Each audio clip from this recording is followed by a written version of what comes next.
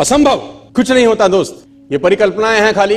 और मैं आज तो आपको बहुत ईमानदारी से और 12 साल के तजुर्बे का निचोड़ निकाल के बता सकता हूं कि इस दुनिया में असंभव नाम का कोई शब्द होता ही नहीं है। इंसान कभी भी चंद्रमा पर नहीं पहुंच सकता, पृथ्वी विज्ञान की अधिकतम सीमा है।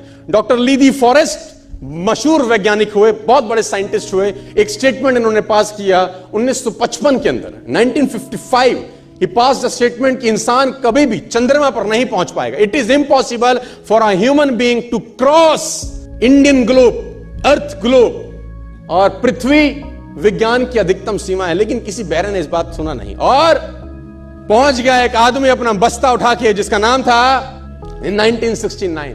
और उसके बाद तो स्पेस जर्नी ऐसी हो गई जैसे आप और मैं अभी पतिया और बैंकॉक चले जाते हैं। लॉर्ड केल्विन बहुत बड़े साइंटिस्ट हुए, उनका स्टेटमेंट आया कि सिर्फ पक्षी उड़ान भर सकते हैं, हवा से भारी मशीन का उड़ान भरना असंभव है। इट इज इम्पॉसिबल कि हवा से कुछ भी भारा हो और वो उड़ सके, क्योंकि ग्रेविटी उसको गिरा देगा। लेकिन तमाचा मारा इन लोगों ने, तमाचा मारा और लिख के दिया कि हमने साइकिल के स्पेयर पार्ट से इंसानों को पक्षी बना दिया। साइकिल के स्पेयर पार्ट से इंसानों को पक्षी बना दिया। 16 साल लगे राइट ब्रदर्स को जहाज का निर्माण करने में, लेकिन इन लोगों ने उसकी बात नहीं सुनी कि जो कहते थे कि वायु का सिद्धांत तुम्हारे विपरीत है।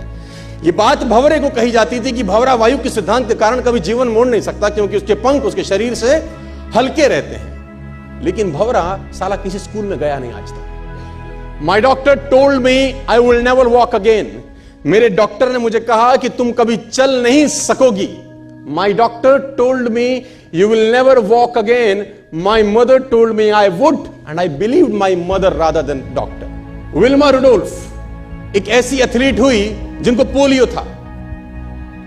था, जिनको डॉक्टर ने कहा तू चल नहीं सकती, मां ने कहा तू चल सकती है। उसने कहा मैंने डॉक्टर की बात नहीं मानी, मैंने अपनी मां की बात मानी। 3 ओलंपिक गोल्ड मेडल जीती है लड़की, 3 ओलंपिक गोल्ड मेडल, जिसको डॉक्टर कह रहा है कि तू चल।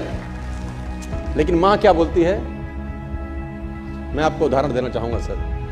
बहुत छोटे थे अल्बर्ट आइंस्टीन, दुनिया के महान वैज्ञानिक में से एक हुए, मंद बुद्धि कहा जाता था उनको। 8 साल के थे, घर पहुंचे, मां को चिट्ठी दिया।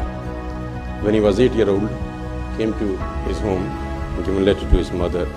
मां को एक चिट्ठी दिया, मां ने वो चिट्ठी पढ़ा। 8 साल के थे और चिट्ठी में प्रिंसिपल का खत था, उसकी मां के नाम।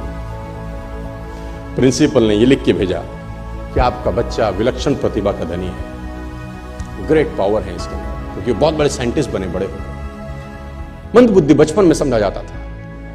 आपका बच्चा विलक्षण प्रतिभा का धनी है, इसके अंदर असीम संभावनाएं हैं। तो हमारा स्कूल, हमारी मैनेजमेंट, हमारी फैकल्टी, हमारा टीचर इस लायक नहीं है कि हम आपके बच्चे को अच्छी शिक्षा दे सकें। तो it's better for you to take care of your son. आप अपने बच्चों को अपने घर में पढ़ाइए, हम लायक नहीं है कि आपके बच्चे को पढ़ा सके। और उसकी मां ने पढ़ते पढ़ते आंखों में आंसू ले आई और उसने बच्चे को कहा कल से तू स्कूल नहीं जाएगा, मैं तेरी परवरिश घर पे करूंगी, क्योंकि तेरा टीचर तुझे इस लायक नहीं समझता। मतलब वो अपने आप को इस लायक नहीं समझते। बच्चा खुश हुआ, मोटिवेट हो गया और लग गया। उसकी मां का निधन हो गया, वो अल्बर्ट आइंस्टीन बहुत बड़े साइंटिस्ट हो गए। अल्बर्ट आइंस्टीन जब बहुत बड़े साइंटिस्ट हुए तो मकान शिफ्ट कर रहे थे अपना, और जीवन का सच्ची घटना वो अपनी ऑटोबायोग्राफी में लिखते हैं कि जब मैं मकान शिफ्ट कर रहा था तो एक ड्रॉस के अंदर मुझे वो व्हाइट कलर का पेपर फोल्डेड अवस्था में मिला। मुझे समझ नहीं था कि क्या है। मैंने उसको फोल्डिंग अवस्था से मिट्टी को हटा के जब खोला तो वो उस टीचर का लेटर था जो बहुत साल पहले टीचर ने मेरे हाथ में दिया था और मैंने अपनी मां के हाथ में रखा था। अब वो बड़ी उत्सुकता के साथ उस खत को पढ़ने लगे। जैसे उन्होंने खत पढ़ना शुरू किया और वो जार जार होके रोए। उसमें लिखा था कि तुम्हारा बच्चा मंदबुद्धि है, ये हमारे स्कूल के लायक नहीं है, इसको आज के बाद हमारे स्कूल में मत भेजना, इसकी परवरिश खुद किया। मां ने उल्टा पढ़ा, मां ने उल्टा पढ़ा कि नहीं, ऐसा नहीं है, तू सब कुछ कर सकता है, तेरे हाथ पास पावर है, तेरे में प्रतिभा है, यू कैन डू वंडर्स। दोस्तों, इस दुनिया में किसी की बात मत सुनना।